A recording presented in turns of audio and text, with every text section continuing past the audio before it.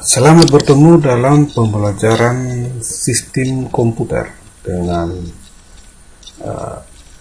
kompetensi dasar gerbang logika, dan hari ini kita akan fokus untuk membahas tentang gerbang logika NOR.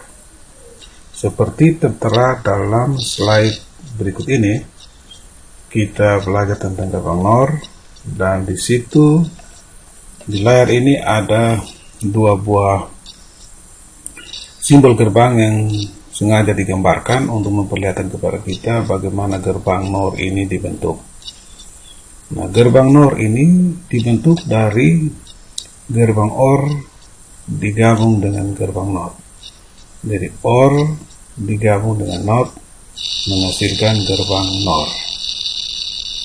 Jadi gerbang OR itu tidak ada nokta atau bulatannya. Setelah digabung NOR menjadi NOR, dia ada nokta dan bulatannya. Jadi gerbang OR itu digabung dengan gerbang NOT menghasilkan gerbang NOR. Atau gerbang NOR adalah gerbang OR yang keluarannya dinotkan dibalik atau diinvers. Nah, untuk persamaan rangkaian listriknya, analoginya adalah ada dua buah saklar A dan B. Sebagai contoh kita pada hari ini, kemudian ada keluaran F. Nah, keluaran F berupa lampu.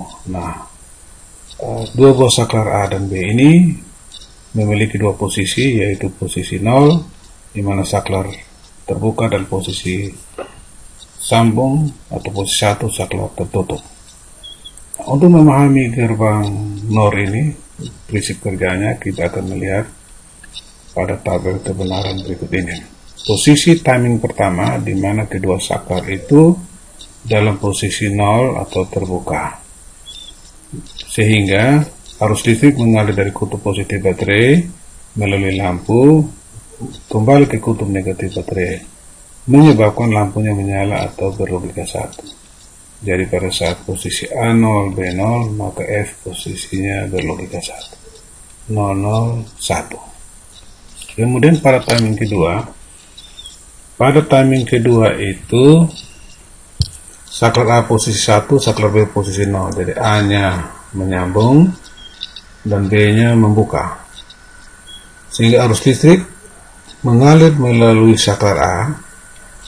Jadi dari kutub positif melalui saklar A, kemudian kembali ke kutub negatif baterai, dan arus listrik ini tidak melalui lampu lagi, sehingga lampu ini menjadi padam. Berarti posisi A1 B0, posisi lampu F adalah 0. A1 B0, lampu F adalah 0. Kemudian pada timing 3, pada posisi timing 3, di mana saklar A 0, saklar B 1. Saklar A0 artinya saklar A terbuka, saklar B 1 tertutup. Arus listrik dari kutub positif baterai akan mengalir ke saklar B, kemudian mengalir lagi ke kutub negatif baterai, dan tidak akan melalui lampu. Sehingga kita katakan bahwa lampu dalam keadaan padam atau mati. Sehingga pada posisi saklar A terbuka, A0, dan saklar B tertutup 1, maka lampu mati.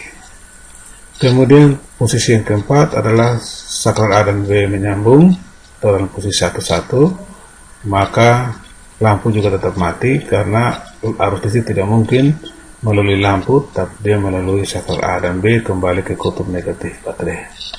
Sehingga keluaran daripada gerbang NOR adalah 001, 010, 100, dan 110. Nah, untuk memahami tentang prinsip kerjanya, maka kita perlu membuat kesimpulan prinsip kerja ini berdasarkan keluaran, yaitu keluaran 1 dan keluaran 0.